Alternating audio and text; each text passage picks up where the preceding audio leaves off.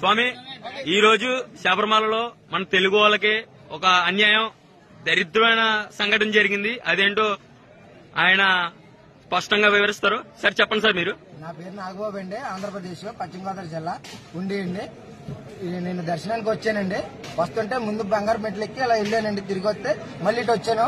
ఒక ఆఫీసర్ వచ్చి దర్శనం అవ్వలేదని అంటే జిప్పిప్పు చూపిస్తున్నాడండి.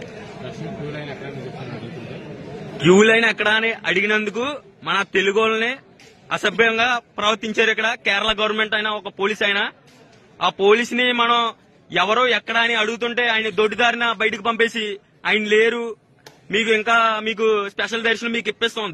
దర్శనం కోసం మనం వచ్చాయంటండి. మన తెలుగు ఆత్మగౌరవాన్ని పెంచాలి. మనం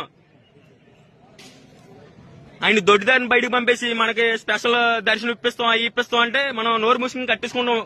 దర్శనానికి వెళ్ళి కట్టుకుంటూ ఉంటామా చేతులు? స్వామి, దీన్ని ఎక్కడి దాకా తీసుకెళ్దాం మీరే చెప్పండి సార్. సెంట్రల్ దాకా తీసుకెళ్లిపోతామండి.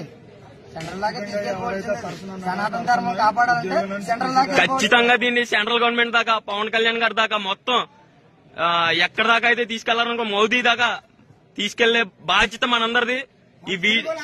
ఈ Telugu justice justice justice justice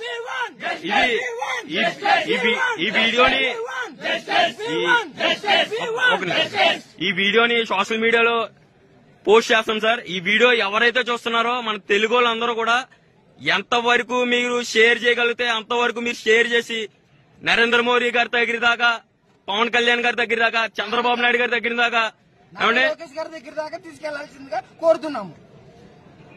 We want justice! We want justice! We want justice! We want justice! We want